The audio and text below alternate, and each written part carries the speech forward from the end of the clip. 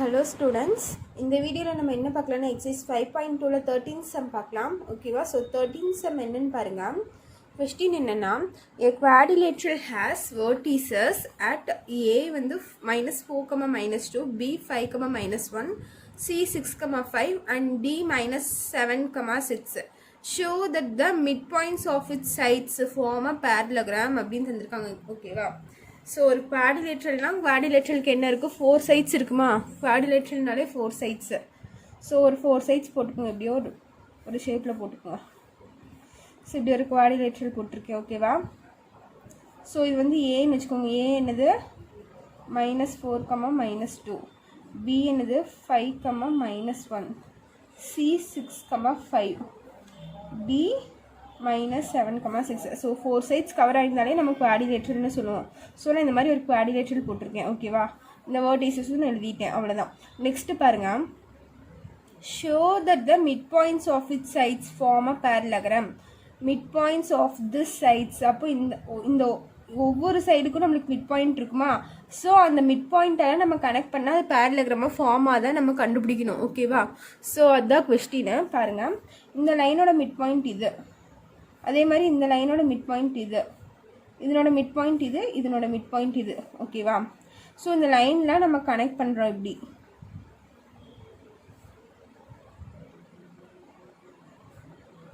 Connect பண்ணி இது வந்து ஒரு பேரலகிராமாக நம்மளுக்கு ஃபார்ம் ஆகுமா அப்படின்னு சொல்லி கேட்டிருக்காங்க. அதுதான் question. A quadrilateral has vertices at அந்த பாயிண்ட்ஸ் இருந்திருக்காங்க. And show that the midpoints of the sides, midpoint of the sides, ஓகேவா, இந்த சைட்ஸ்க்குரிய மிட் பாயிண்ட்ஸ் ஃபார்ம் அ பேரலோலகிராம் அப்படின்னு கேட்டிருக்காங்க. அதெல்லாம் ஒரு பேரலோலகிரத்தை ஃபார்ம் பண்ணுமா அப்படின்னு கேட்டிருக்காங்க. அதுதான் நம்மளுக்கு கொஸ்டின். ஓகேவா? ஸோ நம்ம இதுக்கெல்லாம் பேர் வச்சுக்கலாமா? இது வந்து டின்னு இருக்கிறேன், DEFG. ஓகேவா? DEFG இந்த மிட் பாயிண்ட்க்கெல்லாம் ஒரு பேர் வச்சுக்கிறேன். ஓகேவா? ஸோ நம்ம இப்போ என்ன பண்ணலாம், இந்த ரெண்டு சைடு இருக்கோம், AB இருக்குது நம்மளுக்கு. ஸோ இதனோட மிட் பாயிண்ட் கண்டுபிடிக்கலாமா? இதனோட மிட் பாயிண்ட் D நம்ம கண்டுபிடிக்கலாமா? அப்போ mid point of AB first கண்டுபிடிக்கலாம்.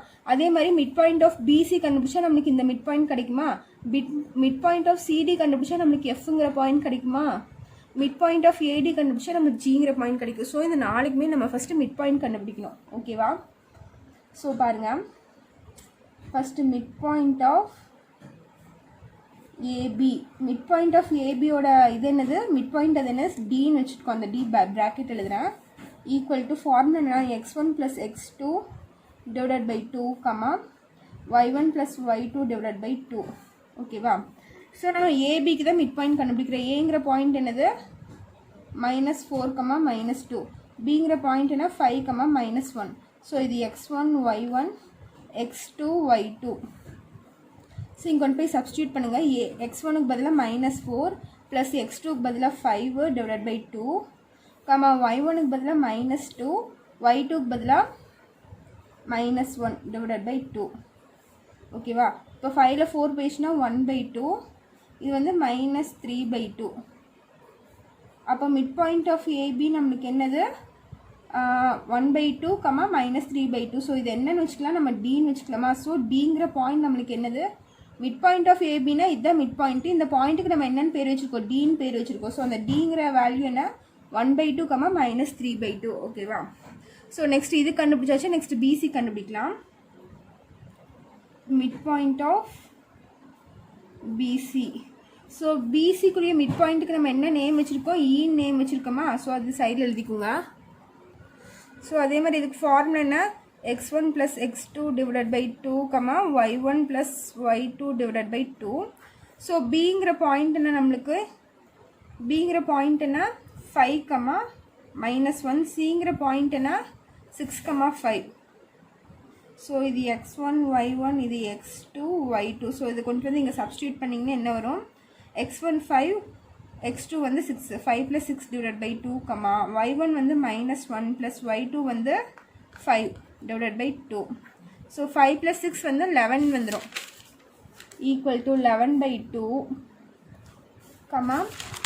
இது என்ன ஆயிரும் 4/2 வந்துடுமா? 5ல் 1 பேஜ்னா 4, ஸோ 4/2. ஸோ இது பார்த்தீங்கன்னா 11/2, இது வந்து கேன்சல் பண்ணிங்கன்னா இது 1 டைம்ஸ், இது 2 டைம்ஸ் வரும். ஸோ 11/2, 2. இது என்னது, midpoint of பிசி அது என்னன்னு வச்சுருக்கோம், ஈன்னு வச்சுருக்கோமா. மிட் பாயிண்ட் ஆஃப் பிசிக்கு இங்கே நேம் என்ன வச்சுருக்கோம், இ. அப்போ இந்த ஈங்கிற பாயிண்ட் நம்மளுக்கு என்ன 11/2, 2. நெக்ஸ்ட் என்ன கண்டுபிடிப்போம், mid point of CD. So mid point of CD இதுக்கும் மிட் பாயிண்ட் கண்டுபிடிக்கிறோம், அது இங்கே வரும். ஸோ இதனோட பேர் என்ன வச்சுருக்கோம், எஃப்னு வச்சுருக்கோம். நீங்கள் ப்ராக்கெட்டில் எஃப்னு போட்டுக்கோங்க. ஃபார்முலா சிங்கிற பாயிண்ட் என்ன நம்மளுக்கு 6,5, டிங்கிறது -7,6. 6,5, டி வந்து -7,6. ஓகேவா. ஸோ இது வந்து x1, y1, இது x2, இது வந்து y2. ஸோ நான் டேரெக்டாகவே சப்ஸ்டியூட் பண்ணுறேன் ஃபார்முலாவில். x1 + x2 / 2. ஸோ x1 வந்து 6, x2 வந்து -7 இருக்குது, plus -7 / 2. x1 + x2 value substitute பண்ணியிருக்கேன். y1 வந்து 5, y1 + y2 / 2. So 5 + 6 / 2 equal to 7ல் 6 போயிடுச்சுன்னா நம்மளுக்கு -1 வந்துடும். பிகாஸ் நம்ம சைன் மைனஸ், ஸோ -1/2 வரும். இதனால் 11/2 வந்துடும். So mid point of CD அது என்னது எஃப்னு வச்சுருக்கோம். ஸோ அதனோட பாயிண்ட் என்ன -1/2, 11/2. நெக்ஸ்ட்டு பாருங்கள், மிட் பாயிண்ட் ஆஃப் ஏடி கண்டுபிடிக்க போகிறோம். Mid point of AD. So ஏங்கிற பாயிண்ட் நம்மளுக்கு என்ன, ஏங்கிற பாயிண்ட் வந்து -4, -2, -4, டிங்கிற பாயிண்ட் என்னன்னு பார்த்தீங்கன்னா -7, +6, -7,6. இது x1, இது y1, இது x2, இது y2. ஸோ இது கொண்டு போய் டைரெக்டாக சப்ஸ்டியூட் பண்ணுறேன். -4, x1 + x2. So x1 value -4 plus x2ஓட வேல்யூ வந்து -7 / 2, y1 வந்து -2 ப்ளஸ் y2 வந்து 6 / 2. ஓகேவா. Equal to -4 -7/2. இது என்ன ஆயிரும், 6ல் 2 போயிடுச்சுன்னா 4/2ன்னு வந்துடுமா. ஸோ இது சால்வ் பண்ணால் -11/2, இது 1 டைம்ஸ், இது 2 டைம்ஸ் வந்துடும். அப்போது -11/2, 2. இது என்னது, மிட் பாயிண்ட் ஆஃப் ஏடி.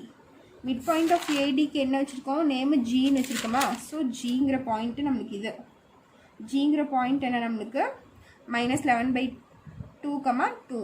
சரியா. ஸோ இப்போ இந்த 4 பாயிண்ட்டு நம்ம கண்டுபிடிச்சிட்டோம். டிஇஎஃப்ஜிங்கிற இந்த 4 பாயிண்ட்டு நம்ம கண்டுபிடிச்சாச்சு. ஓகேவா. ஸோ இது வந்து இப்போ பேரலகிராமாக நம்மளுக்கு ஃபார்ம் ஆதான்னு சொல்லி நம்ம பார்க்கணும். நெக்ஸ்ட்டு அதான் செக் பண்ணோம். ஸோ நெக்ஸ்ட் அந்த இதுக்கு மட்டும் போடுறோம் பாருங்கள்.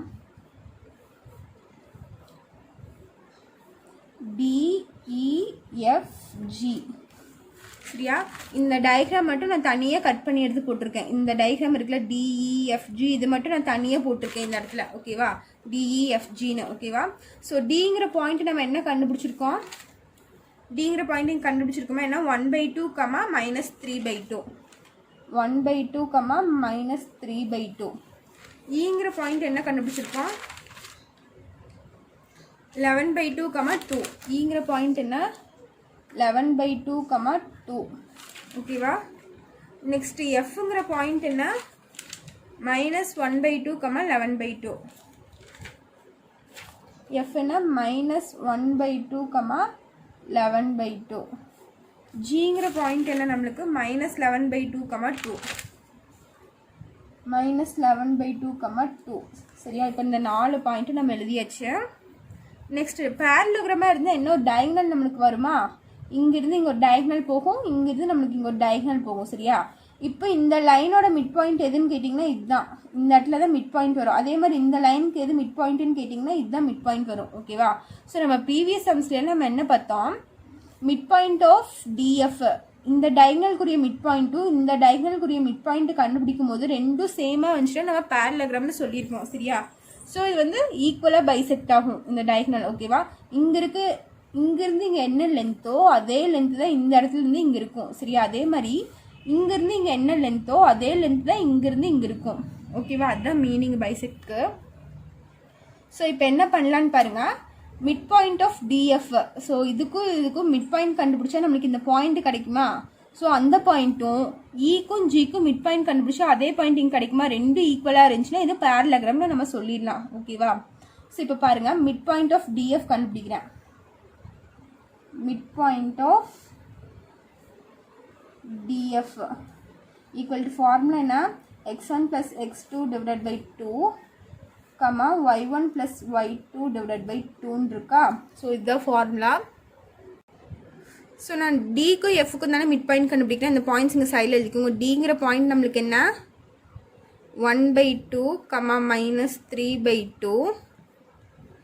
எஃப்ங்கிற பாயிண்ட் என்ன நம்மளுக்கு, -1/2 11/2.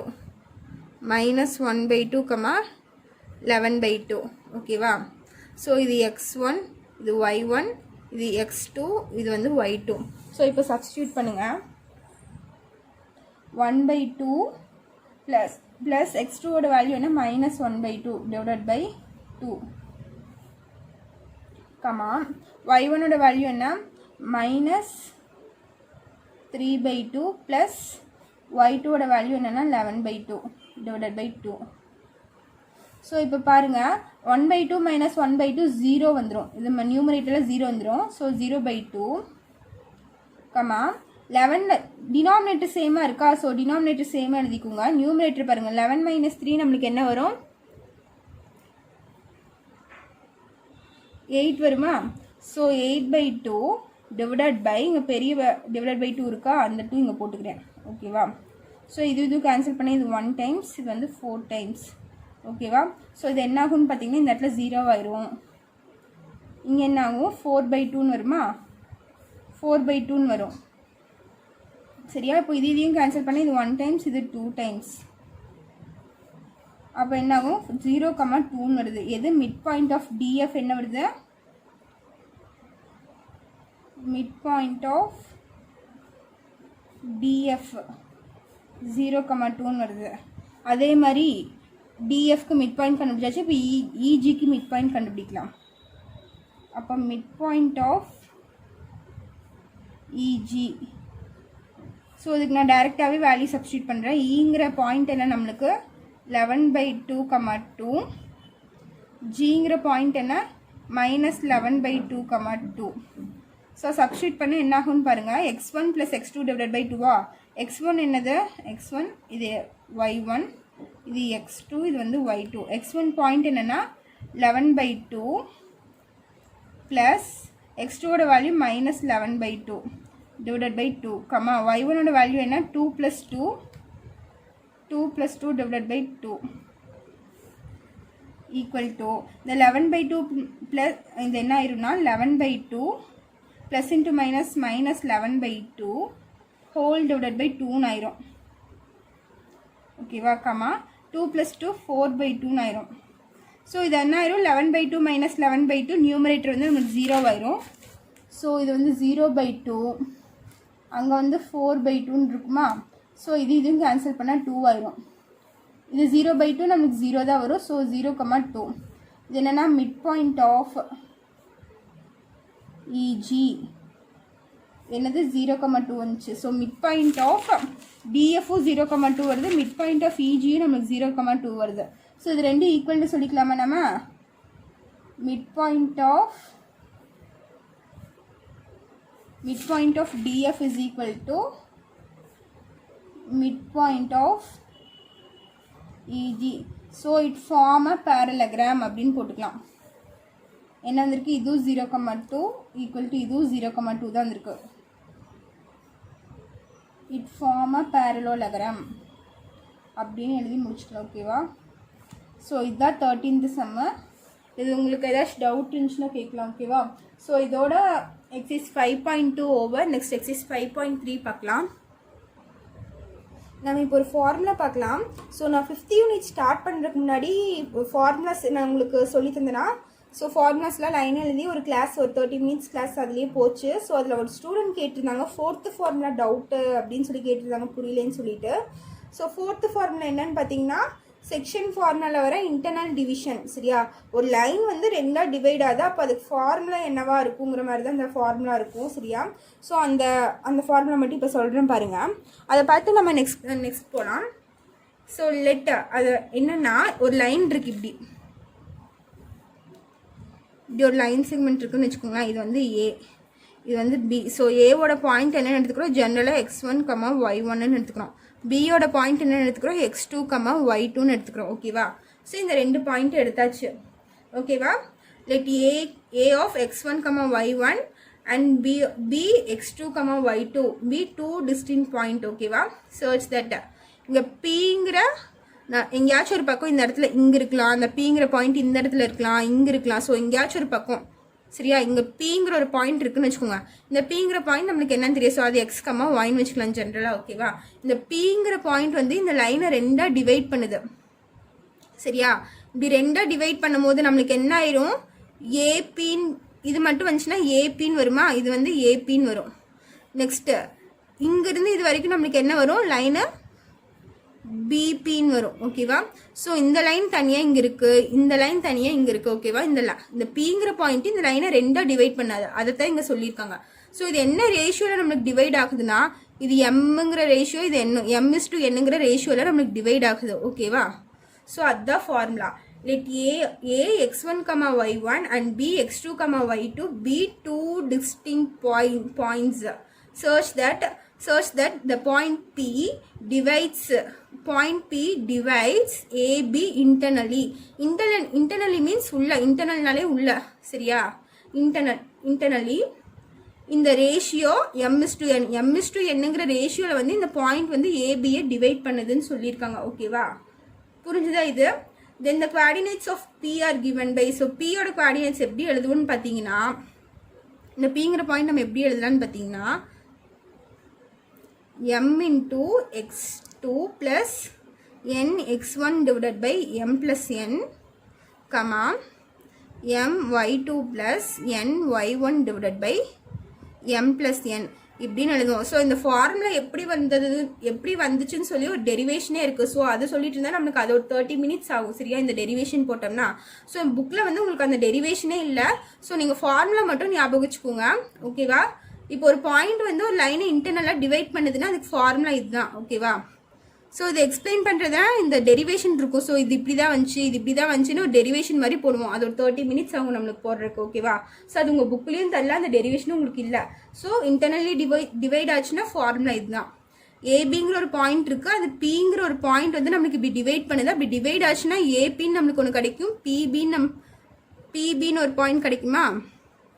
ஸோ எந்த ரேஷியோவில் டிவைட் ஆகுதுன்னு பார்த்தீங்கன்னா m/n. அப்படி டிவைட் ஆகும்போது இதுக்கு ஃபார்முலா என்னென்னா m into x2 plus n into x1 divided by m plus n, m into y2 plus n into y1 divided by m plus n அப்படின்னு வரும். ஓகேவா? ஸோ இதுதான் அந்த ஃபார்முலா. ஸோ வேறு ஏதாச்சும் ஃபார்முலா டவுட் இருந்துச்சுன்னா கேளுங்க. ஓகேவா? ஸோ நெக்ஸ்ட் எக்ஸசைஸ் 5.3 பார்க்கலாம்.